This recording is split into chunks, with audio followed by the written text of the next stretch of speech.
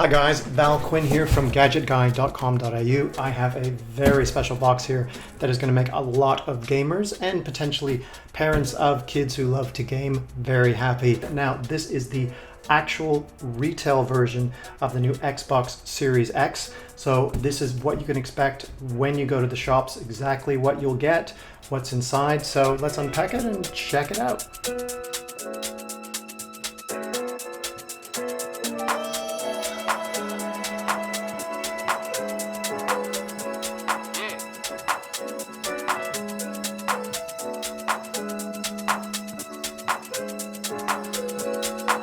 Well, so we have the new retail packaging. So this is what to look out for on the shelf. You can see it's got the new kind of Xbox green perforated design. You got the Master Chief on the other side, and you also have a list of specifications here to kind of help you understand what's so new about this box. So I'm going to take you through them quickly. First off, it's got 4K 120 frames per second gaming. So what that means is that your gaming can now be more fluid than ever before. That means that 120 frames per second is a lot more sort of slices of game content delivered in a shorter period of time, so things look super smooth. Now currently we're not going to see many games at 120 frames per second at the beginning of the launch, but we'll see them over time.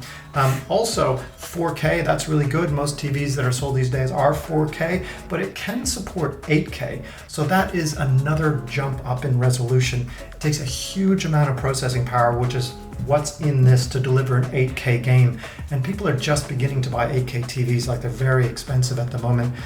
So this is one of the first things that you can plug into your 8K TV that will deliver 8K content. So gaming at 8K will be amazingly detailed, but it'll probably slow down the frame rate because delivering 8K content at a high frame rate will, it's just too much processing power for probably most systems, even of this latest generation. So we'll probably see 30 per second 8K gaming.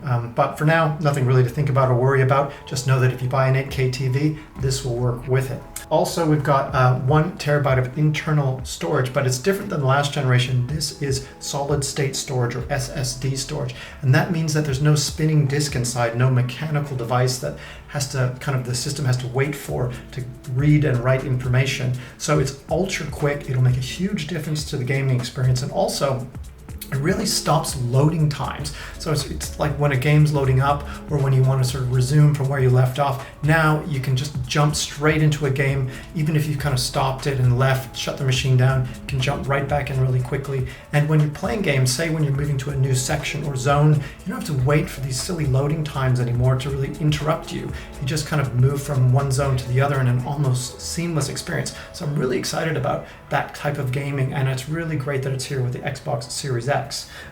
Lastly, this one has a 4K Blu-ray in it. So seems like an antiquated technology, but you might have games that are from your previous version of Xbox that you want to play. In this one, you can just slide the disc in. You're getting a 4K Blu-ray experience. If you've got 4K movies, great way of playing them on your TV. Also, for your parents out there, don't worry, your most Xbox games from the previous generation, so that would be the Xbox One and Xbox One X, should work on this, and some Xbox 360 games will also work on this, so you don't have to throw everything out. And that's what's great about this. If you want to upgrade to it, your kids will obviously love you, but also you're you're still future-proofed for the games coming up, and you're still able to use the games that you already have. So I think that's a really great thing.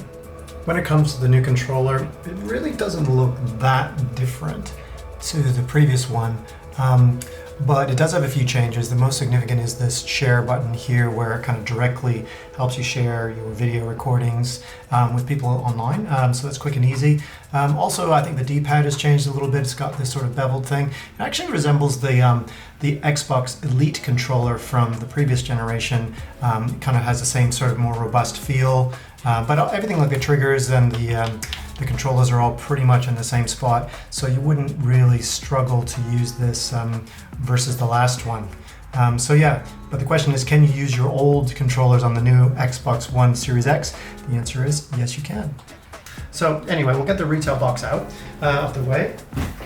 We'll have a look at the actual product itself. So you can see here it's pretty tall, it's about 30 centimeters high, so make sure that you've got that clearance. However, If you don't want to do it that way, you can also set it down here. It's got little rubber feet that you can kind of see on the bottom here that it will kind of rest on and not vibrate.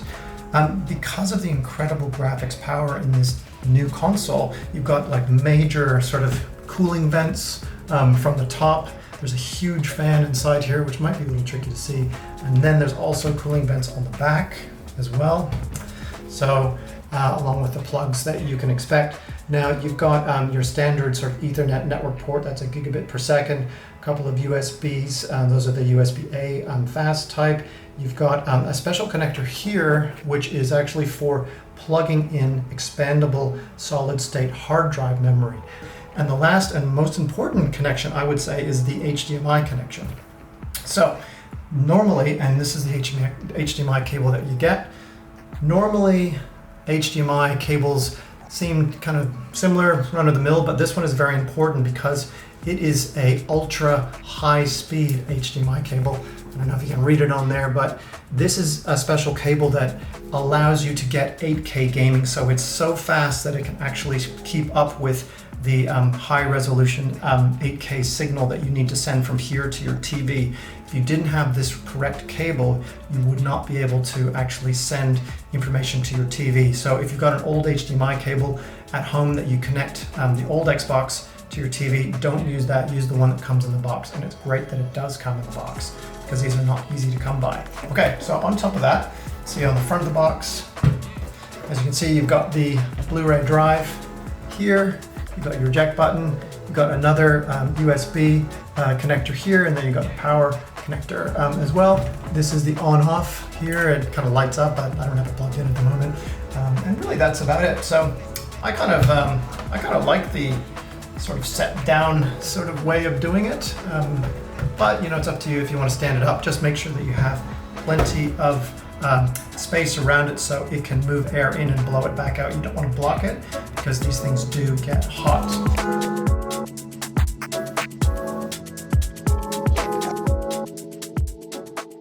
So anyway, that's what we have. That's what it looks like so far. Keep an eye on GadgetGuy.com today. We'll be reviewing the box once we have a chance to talk about it. And also we'll be talking about the peripherals that you can plug in, the expansion cards, and all kinds of other things in the Xbox universe. Catch you then.